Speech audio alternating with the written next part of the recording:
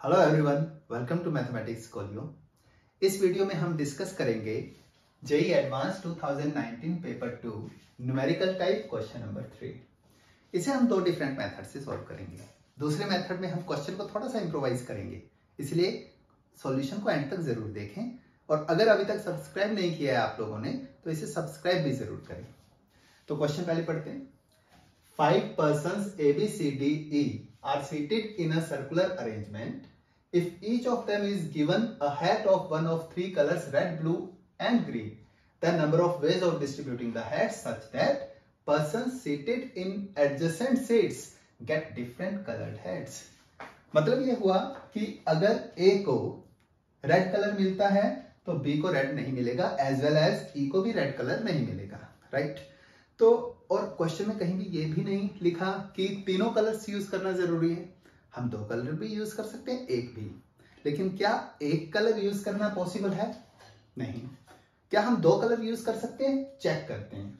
मान लो हम रेड और ब्लू ये दो कलर यूज कर रहे हैं। ए को दिया रेड, ठीक है, तो डेफिनेटली बी को हम देंगे ब्लू। उसके बाद रेड, ब्लू, रेड, लेकिन ए को भी रेड दिया था तो दोनों के कलर सेम हो गए, एडजेसेंट है दोनों। इसका मतलब दो कलर भी यूज नहीं हो सकते। तो एक चीज क्लियर है कि at any cost all three colours we have to use. Alright, अब हमें यह देखना है कि ऐसा करने के लिए टोटल नंबर ऑफ वेज कितने होंगे। रिक्वायर्ड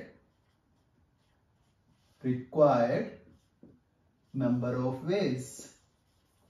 ओके, देखो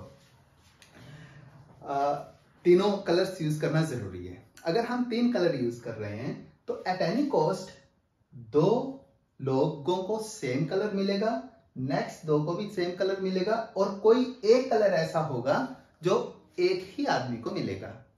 तो ये जो कलर है इसे सिलेक्ट करने की वेज कितनी होंगी? कोई भी सिलेक्ट कर सकते हैं। 3C1 वेज में हम इस कलर को सिलेक्ट कर सकते हैं। मान लो ये कलर है हमारा रेड। ओके, मान लिया ये, ठीक है। 3C1 में हम सिलेक्ट कर सकते हैं। मान लो ये कलर हमारा है रेड। अब हमें डिस्ट्रीब्यूट करने हैं बाकी दो कलर्स, यानी कि ब्लू एंड ग्रीन, दो लोगों को। तो एक काम करते हैं, सबसे पहले ये जो सिंगल हैट है वो हम डिस्ट्रीब्यूट कर देते हैं। इसे डिस्ट्रीब्यूट करने की वेज कितनी होगी? हमारे पास टोटल 5 लोग हैं, पांचों में से किसी एक को ये हैट हम लोगों ने दे दी, ठीक है, यहां तक सही है। एक को दे दी। अब फिर अज्यूम कर लो कि हम लोगों ने ए को रेड हैट दे दी, ठीक है, ए को रेड हैट दे दी। अगर ए के पास रेड हैट है तो बी के लिए हमारे पास दो ऑप्शन हैं, या तो हमारे पास बी को हम ग्रीन देंगे या फिर बी को हम ब्लू देंगे, ठीक है। तो बी के लिए हमारे पास दो ऑप्शंस हैं। अब मान लिया कि बी को ग्रीन दिया। अगर बी को ग्रीन दिया डेफिनेटली सी को ब्लू, फिर बी को ग्रीन, ई को ब्लू। और दूसरा केस क्या हो सकता है? मान लो बी को हम ब्लू दे दें तो सी को ग्रीन, डी को ब्लू एंड ई को अगेन ग्रीन। तो हमारे पास सिर्फ वही दो ऑप्शंस हैं, इसके अलावा कोई ऑप्शन नहीं है। It means total number of ways to distribute according to question वो हो जाएगा 30। ये आपका आंसर है, ठीक है। अब हम सेकंड इंप्रोवाइज्ड फॉर्म इस क्वेश्चन की डिस्कस करेंगे। तो देखो ये उसका इंप्रोवाइज्ड फॉर्म है। 5 की जगह n persons, A1 to AN, number of colours 3 ही है, ठीक है, और बाकी सब कुछ सेम है। अब जो मेथड हम लोगों ने, जो प्रीवियस मेथड हमारा था, वो मेथड तो 4 के लिए भी ट्रू नहीं हो पाएगा। क्यों? क्योंकि उसमें हम लोगों ने तीनों कलर्स यूज किए थे, और 4 के लिए दो कलर से बात बन सकती है। मतलब ये सारी कंडीशंस दो कलर से भी सेटिस्फाई हो सकती हैं। और 6 के लिए देखो ये काउंटर एग्जांपल है। कैसे? कि अगर हम सिर्फ दो कलर यूज करते हैं, red and blue, red blue, red blue, red blue, तो सिर्फ दो कलर्स यूज करके हम सारी कंडीशन सेटिस्फाई करवा सकते हैं। तो वो मेथड सिर्फ 5 के लिए, 7 के लिए हम ट्राई कर सकते हैं। और जो मेथड हम अब करने जा रहे हैं वो जनरलाइज्ड है। What ever the value of n, her n के लिए ये ट्रू होगा। तो ट्राई करें। मेथड क्या है? हमें एक रेफरेंस रिलेशन बनाना होगा, ठीक है। रेफरेंस रिलेशन बनाने के लिए क्या करना होगा? तो सबसे पहले अज्यूम करो, let an be the number of ways. ठीक है, let A N be the number of ways. अब ए एन का मतलब क्या हुआ? Number of ways to give hats to N people according to given condition. ठीक है, तो हम कैसे स्टार्ट करेंगे? हम कहेंगे कि A1, अगर हम A1 से स्टार्ट करें तो A1 के लिए 3 ऑप्शंस हैं। अगर A1 के लिए 3 ऑप्शंस हैं, अगर A1 के लिए 3 ऑप्शंस हैं, तो A2 वो हैट नहीं ले सकता, उस कलर की हैट नहीं ले सकता जिस कलर की A1 के पास है। तो A2 के पास ऑब्वियसली 2 हैट्स, 2 ऑप्शंस हैं। और ऐसे ही चलते रहेंगे, हम AN तक पहुंचेंगे। AN तक पहुंचेंगे तो ये आ गया 2 into 2 into 2 n-1 times 2, तो ये आ जाएगा 2 पावर n-1। लेकिन अब एक प्रॉब्लम है, क्या? अगर A1 को हम रेड हैट देते हैं और AN ऑब्वियसली AN को वो हैट नहीं दे सकते जो AN-1 के पास है, लेकिन अगर AN-1 के पास ब्लू हैट आ जाती है तो उस सिचुएशन में AN की 2 ऑप्शंस में एक रेड ऑप्शन भी है और एक ग्रीन ऑप्शन भी है। तो अगर रेड ऑप्शन आ जाए तो जो कंडीशन है वो फेल हो जाएगी, है ना?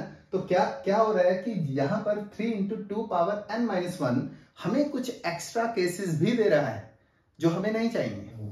तो कौन से केसेस नहीं चाहिए? जब AN रेड हैट ही लेगा, ये केसेस अपने को नहीं चाहिए। ठीक है, अब क्या करेंगे हम? ये केसेस हटाने के लिए क्या करेंगे? हम इन दोनों को एक ही मान लेंगे। इन दोनों को एक मान लिया, इन दोनों को अगर एक मान ले, अब क्या गिवन कंडीशन सेटिस्फाई हो रही है? यस, हो रही है। इन दोनों को एक मान लिया, टोटल कितने? n, 2 को माना 1, तो कितने रह गए? AN-1। इट मींस हमारा आंसर आ सकता है, अगर हम 3 into 2 पावर n-1 में से AN-1 माइनस कर दें, तो ये हमारे पास रेफरेंस आ गया। इसे थोड़ा सिंप्लीफाई करेंगे तो ये आ जाएगा AN plus AN-1 is equals to 3 2 power n-1। यहां एक और प्रॉब्लम आ गई। अगर यहां माइनस होता, मतलब आपने को लगता है कि यहां पर माइनस होता तो ये डायरेक्ट टेलीस्कोपिक बन जाती, पर ये माइनस नहीं है, प्लस है। अब कैसे सोल्व किया जाए इसे, बोलो? तो अब सोल्व करने के लिए हमें क्या करना होगा? दोनों तरफ हम मल्टीप्लाई कर देंगे -1 होल पावर n से। उससे क्या होगा? लेफ्ट हैंड साइड आ जाएगी हमारे पास -1 whole power n AN minus -1 whole power n-1 AN-1 -1 3 into 2 power n-1। यहां पर क्योंकि हम लोग -1 होल पावर n से मल्टीप्लाई कर रहे हैं तो इसलिए एक माइनस बाहर आ गया। क्या अब ये टेलीस्कोपिक है? बिल्कुल है। टेलीस्कोपिक अगर हम लगाएंगे, ये nth टर्म है। नेक्स्ट टर्म अगर हम लिखते हैं -1 whole power n-1 n-1 minus -1 n-2 AN-2 is equals to -1 3 into, यहां पर पावर n है, यहां n-1 2 power n-2 and so on. ठीक है, मैं इसे लिखूंगा 4 तक, क्योंकि A1 A2 A3 अगर ये सिचुएशन हमारे पास है और हम 3 डिफरेंट कलर्स की हैट्स इन्हें डिस्ट्रीब्यूट करना चाहते हैं, तो हम इजीली लिख सकते हैं कि इसके लिए नंबर ऑफ वेज जो होंगी वो 3 फैक्टोरियल होंगी, यानी कि A3 की जो वैल्यू है वो 3 फैक्टोरियल है। इसीलिए मैं n को लेकर जाऊंगा 4 तक। इट मींस लास्ट टर्म मैं लिखने वाला हूं -1 होल पावर 4 A4, ठीक है, minus -1 whole cube A3 is equals to -1 whole power 4 3 into 2 power 3। तो ये टेलीस्कोपिक बन गई। अब देखो बारिश किस डायरेक्शन में हो रही है, मतलब किस डायरेक्शन में टर्म्स कैंसिल हो रही हैं, इस डायरेक्शन में। तो जो फाइनल आंसर हमारे पास आ रहा है वो है -1 whole power n AN, okay, and -1 cube minus plus A3 6 is equals to, ये एक GP है, ठीक है, इस GP से कॉमन फर्स्ट टर्म पॉजिटिव है तो 3 into 2 क्यूब मैंने कॉमन लिया, बचा अपने पास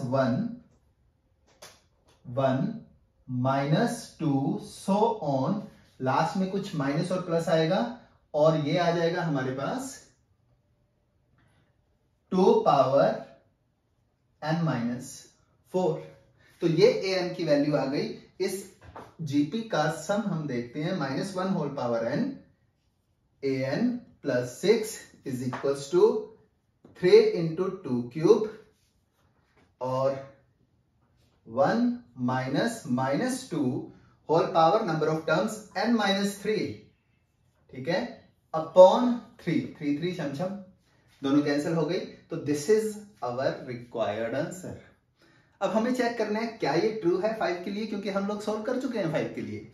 5 के लिए ट्रू है वो चेक करना है। तो n को 5 लिया, ठीक है, n को 5 लिया तो लेफ्ट हैंड साइड आया -a5 plus 6 is equals to 8 और ये आ जाएगा 1 - 5 मीन्स 1 - 4 -2 होल पावर 5 - 3, ये अपने पास बचा। तो वैल्यू कितनी आती है, ये आ जाएगी value, this is equals to -24। It means a5 की जो वैल्यू है वो 6 -6 -24 30 -30 एंड माइनस कैंसिल, a5 30, यही हमारा आंसर था।